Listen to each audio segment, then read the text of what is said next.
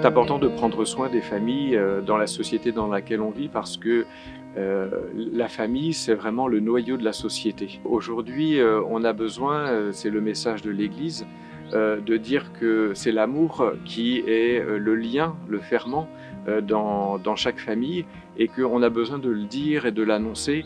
Et c'est une manière, dans cette annonce, de prendre soin des familles. Quand on discute avec les parents, il y a un manque de confiance. Oui, mais nous, on ne sait pas parler de la foi à nos enfants. On ne sait pas comment il faut faire. Hein. Et puis, certaines familles se sentent imparfaites, entre guillemets. Alors, comme je lui dis, mais est-ce qu'il y a besoin d'être parfait pour aller vers Dieu? Je pense que non. Une dame, un jour, quelque chose de douloureux, qui venait de perdre son mari, qui était complètement perdu. Pourquoi? C'est des choses qu'on entend. Pourquoi est-ce que le Seigneur permet ça? Pourquoi bon. Et je lui ai fait part de mon expérience personnelle. Donc, on partage et on témoigne par rapport à notre propre vie. J'ai 5 enfants et c'est l'aîné qui était partant pour qu'on accueille une personne avec un handicap mental. Donc on a décidé en fait d'accueillir avec l'association EPAL dans le cadre des loisirs. On n'est pas professionnel, on n'a pas fait de formation, on n'a rien. C'est juste de l'accueil, de la bonne volonté, être ensemble et vivre ensemble. Ceux qui viennent régulièrement, on les a intégrés, certains, à la communauté Foi et Lumière. Et ça nous a permis d'avoir des projets super avec eux. Par exemple, on en a amené une quinzaine à Rome voir le pape. C'est des moments vraiment merveilleux. On propose notre foi. Et comme en général, ils sont toujours partants pour faire quelque chose parce qu'ils n'ont pas l'habitude, on les amène à la messe. En général, ça les apaise. C'est un moment un peu particulier pour eux. Ça fait partie du partage de la vie de famille. Nous sommes famille d'accueil depuis 9 ans. C'était à la suite d'un article paru justement dans le Secours catholique qui disait qu'il recherchait des familles d'accueil pour des enfants qui voudraient partir en vacances. Et puis il est arrivé jeudi. Et après, elle a souhaité, et nous aussi, qu'on se revoie tous les ans. Et c'est comme ça que Jody est venue chez nous l'année dernière pour la 7e année consécutive.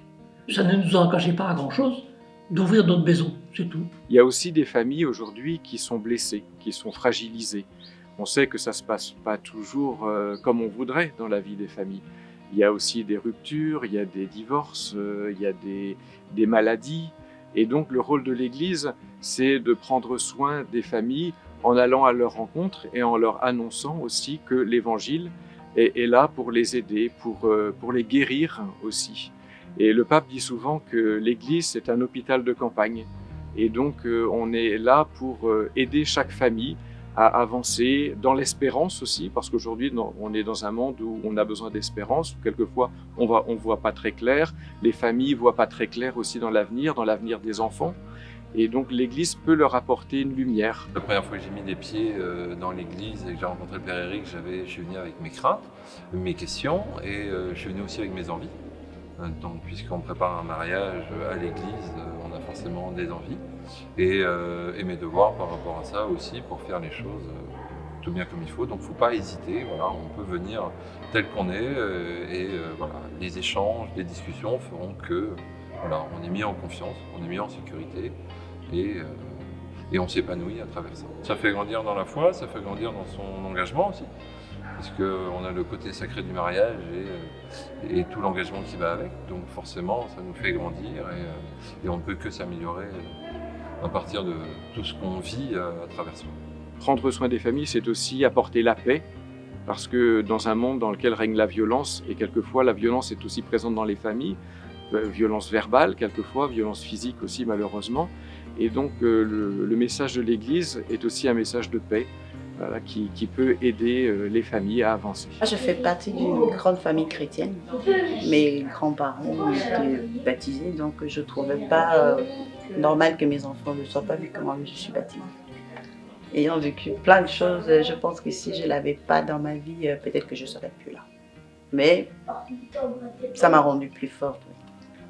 Quand je me sens un peu seule, je suis un peu cachée, je fais une prière après.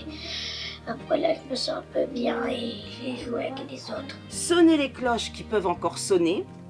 Oubliez votre offrande parfaite. Il y a une fissure dans tout. Et c'est comme cela qu'entre la lumière. On est tous fissurés. Et ce qu'on essaye de faire dans notre démarche avec le Seigneur, c'est que lui, eh bien, ce puzzle, ces fissures, eh bien, qu'il arrive à les rassembler.